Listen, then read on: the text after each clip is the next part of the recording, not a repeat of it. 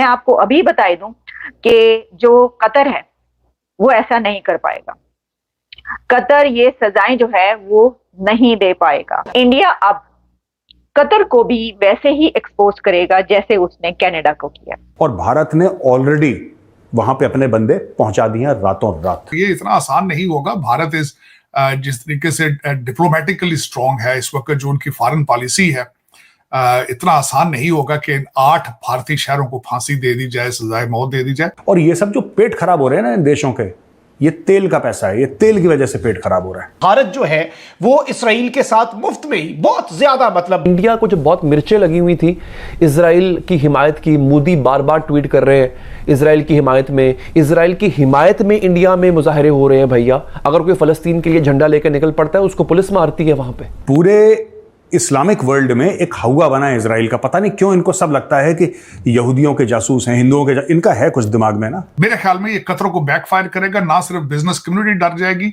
लोग वहां पे जो दूसरे इमिग्रेंट आने से डर जाएंगे। कतर ने 8 इंडियंस को, और इंडियन भी कौन, जो कि नेवी के डेकोरेटेड कमांडर थे, उनको सजाए मौत दे दी है। I assure you that they are very much, very strongly in our priorities in respect of Qatar. मैं आपको अभी बता दूं कि जो कतर है वो ऐसा नहीं कर पाएगा। कतर ये सजाएं जो है वो नहीं दे पाएगा, और इसकी वजह यह है कि ये 8 अफसरान की बात है, नेवी अफसरान की, और वो भी नेवी अफसरान किसके हैं? इंडिया के। जो मैंने आपको बताया कि इंडिया इतने आराम से नहीं बैठेगा। इसके लिए देखिए, इसके लिए अगर आप ऑप्शंस देखें उसके ऊपर हम अगर तफसील में जाएं तो हमें लीगैलिटीज में जाना पड़ेगा कि इसके ऊपर क्या क्या ऑप्शंस हो सकते हैं। मसलन ये कि जो इंडिया है वो इसके ऊपर जब क्या इंटरनेशनल कोर्ट में जा सकता है, क्या वहां पर पहुंच सकता है? एग्जैक्टली हो सकता है कि ये भी ऑप्शन हो कि इंटरनेशनल कोर्ट में इंडिया पहुंचे और कहे कि भाई क्या है, ये क्या है। लेकिन एक बात मैं आपको बता दूं कि वो सही तरीके से जो है ना, इंडिया अब जिस तरह कनाडा के साथ उसने किया है ना कि अच्छा चलो आ जाओ, पहले जो है वो आराम से होती रही बातचीत, कनाडा सब कुछ चलता रहा, लेकिन फिर हमने ये देखा कि इंडिया ने कहा अब तुम्हें नहीं छोड़ेंगे, अब देखो हम तुम्हें एक्सपोज कैसे करते हैं। मुझे ऐसा लगता है कि कतर का मामला ये भी ऐसा ही होगा, क्योंकि इस तरीके से। अच्छा आप मुझे बताइए, मेरा आपसे सवाल ये है कि क्या इंडिया बड़ी आसानी से इसको मान लेगा और कहेगा हाँ जी ओहो ये तो हो गया, देखिए अब हमारे अफसरान ने ऐसा किया तो हम क्या करें, तो अब तो इनको सजा मिलेगी, ठीक है जी कर। अब ऐसा नहीं हो सकता, नामुमकिन है, इम्पॉसिबल है। आप क्या देखते हैं, कतर इंडिया ताल्लुकात मजीद खराब हो सकते हैं, या क्या आप देख सकते हैं कि इंडिया जो है वो अरब फ्रेंड्स के जरिए या वेस्टर्न फ्रेंड्स के जरिए कतर को अलोर करने की कोशिश करेगा कि वो इसमें जो है वो मर्सी करे? आप इसको कैसे देखते हैं? पहले इस पे जरा आज बात करें।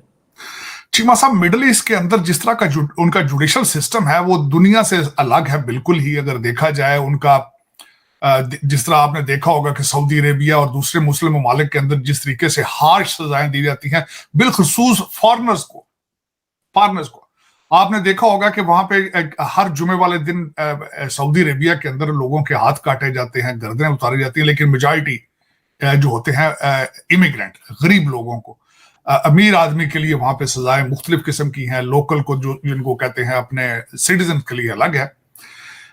लेकिन इतना आसान नहीं होगा इन 8 आर्मी ऑफिसर्स को सजा देना, इतना आसान नहीं होगा। मैं समझता हूं ये एक मेरे ख्याल में तो कतर ने जो थोड़ा सा हवा लेने की कोशिश की है, मेरे ख्याल में होगा ऐसा, इतना आसान नहीं है।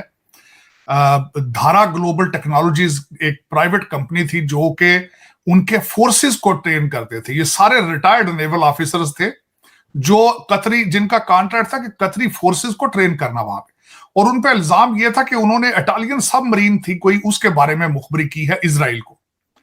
लेकिन देखें, मैं दुनिया के अंदर जहां भी अगर देखा जाए, क्योंकि मैं बहैसियत स्टूडेंट ऑफ लॉ इसके ऊपर अपील के राइट्स होते हैं। दूसरा, अगर आपको अदालत के ऊपर एतमाद ना हो तो जो डिफेंडेंट होता है वो अपना वेन्यू चेंज की भी अपील कर सकता है। तो ये इतना आसान नहीं होगा। भारत जिस तरीके से डिप्लोमेटिकली स्ट्रांग है इस वक्त, जो उनकी फॉरेन पॉलिसी है, इतना आसान नहीं होगा कि इन 8 भारतीय शहरों को फांसी दे दी जाए, सजाए मौत दे दी जाए। It won't be that easy.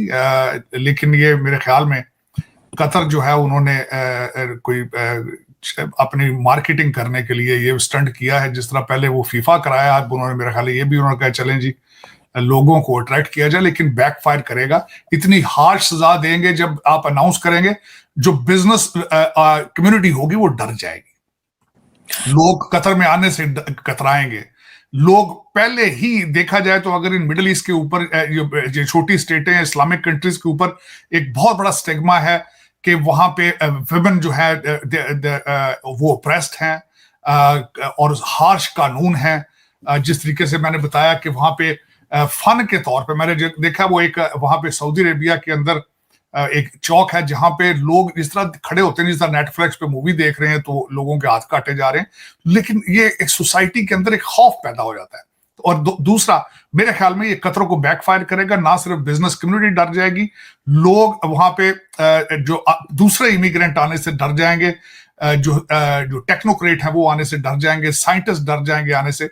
तो मेरे ख्याल में इसमें अभी मैंने देखा था जिसमें भारत ने अभी तक कोई स्ट्रॉन्ग स्टेटमेंट नहीं दी। अभी तक मैंने उनकी फॉरेन ऑफिस के जो स्पोक्स पर्सन है उनकी मैंने देखी है स्टेटमेंट, सुना है उन्होंने प्रेस कॉन्फ्रेंस की मैंने सुनी उसको, लेकिन उनका कुछ स्ट्रॉन्ग स्टैंड अभी तक नहीं था। लेकिन मेरा नहीं ख्याल कि कतर जो है वो इनको फांसी दे पाएगा। मेरे ख्याल में इस पे मेरी ओपिनियन तो यही है कि इसके ऊपर इंटरनेशनल लॉज जो है उनको डिप्लोमेटिक कम्युनिटी तो नहीं उनको आ सकेगी, क्योंकि वो रिटायर्ड ऑफिसर्स थे, रिटायर्ड लोग थे, वो सिविलियंस वाले लॉ उनके ऊपर लागू होगा।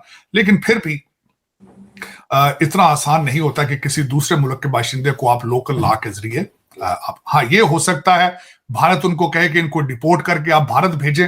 जिस तरीके से इस वक्त अगर आप कनाडा जैसे मुल्क को जो है आप बैकफुट पे ले जा सकते हैं, तो कतर तो मेरा ख्याल में won't be the big deal. Law is law definitely, लेकिन इस वक्त ये अंदाजा आप रखें चीमा साहब कि they are dealing with the 5th largest economy of the planet at the same time. और दूसरा, इस रीजन के अंदर जो इस वक्त साउथ चाइना सी के अंदर जो इस वक्त मामलात बन रहे हैं, उसमें India, Bharat is playing a wider role in there. और उसमें ना सिर्फ देखें अल्टीमेटली जस्टिन ट्रूडो ने भी बात सारी शुरू करके ही एडमिटेड दीज बोथ फैक्ट्स कि 5th लार्जेस्ट इकोनॉमी और उनकी आजकल Bharat input into the south China conflict admit किया था जस्टिन ट्रूडो ने। तो अंडर गिवन दीज सर्कमस्टांसेस मेरे ख्याल में it won't be that difficult. Bharat has a leverage today, they have a upper hand in it. और देखें ये बातें सारी खुल के आती हैं। अभी इंटरनेशनल कोर्ट ऑफ जस्टिस भी एक ऑप्शन मौजूद है, अगर भारत वहां जाता है, डिप्लोमेटिक चीजें उसमें यूज करता है, अपना इन्फ्लुएंस यूज करता है। वहां डायस्पोरा भारत का आपको पता ही आजकल मिडिल ईस्ट और सारे ममालिक में उनका बहुत बड़ा इन्फ्लुएंस है, भारतीय डायस्पोरा का। They are technocrat in every country. मेरा